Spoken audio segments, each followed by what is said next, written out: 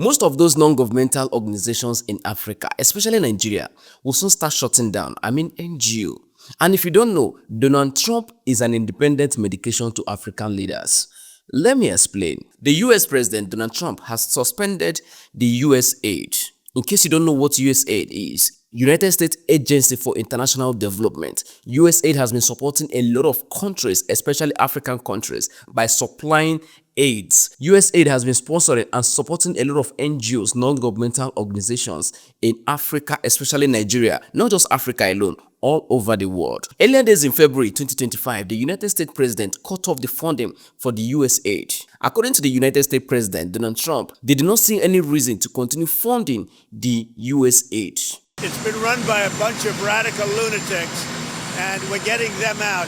USAID, run by radical lunatics, and we're getting them out, and then we'll make a decision. All this whole thing started when Department of Government Efficiency, Dutch, supported by Elon Musk, audited USAID, and they realized that most of the funding of USAID is not reaching the actual purpose. And there's a lot of mago-mago, a lot of cutting corners, a lot of corruption in USAID. So Donald Trump said that they have to cut it for now. And they placed all the USAID staffs on mandatory leave. Now all the USAID contractors have now laid off all their staffs. Now, how does this affect Nigeria? Most of the NGOs in Nigeria might be shutting down, especially those receiving their funding from the USAID. It is also important that you know that USAID played an important role during Jonathan's administration. USAID heavily funded the Bring Back Our Girls campaign those days. Anyway, it has also been alleged that through USAID, a lot of terrorism were being sponsored, allegedly. Now, remember, this suspending of USAID is not only affecting Nigeria,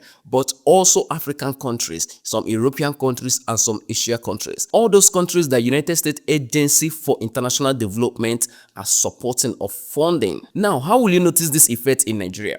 You know all those free nets, mosquito nets that you receive, they won't be coming again. All those free vaccination that you receive being sponsored by USAID, you won't see them again. All those free HIV drugs, some vaccine, some many things that they've been doing for African countries that especially reach Nigeria, most of those things will be placed on hold. You no go see them again. Maybe because of the suspension of the USAID, the Nigerian president Bola Ahmed Tinubu has departed the country, heading to France. Anyway, maybe as US don't cut their funding, maybe our president Bola Ahmed Tinubu has headed to France to look for another aid. Allegedly, maybe. Anyway, it's reported that the president traveled to France on a private meeting, on a private event. They didn't really tell us what he went there to do. They say it's private.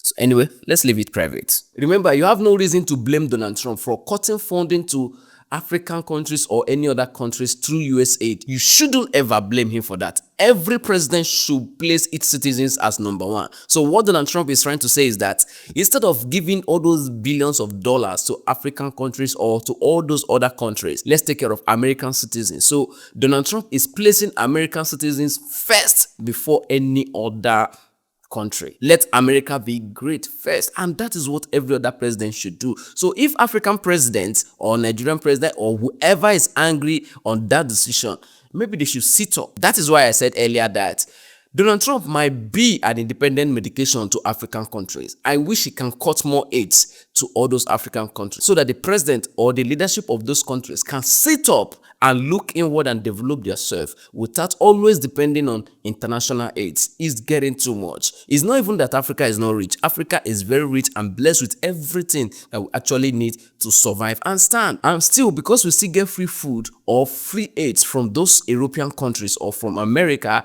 it makes the African leaders lazy because they can always access loan from World Bank, because they can always access advice or financial advice from IMF. This make them lazy and relaxed. So now that the USAID has been cut, I wish the IMF will also abandon them, or maybe the World Bank will stop giving the African leaders loans so that they can actually sit up and work, develop its country without depending on any aids.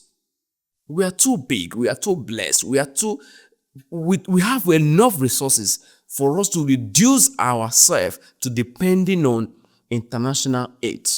How about now? It's getting too much. Anyway, I might be overreacting, but you tell me what you think in the comment section. But before you do, as a Nigerian, do not forget to enjoy your weekend. Thank you.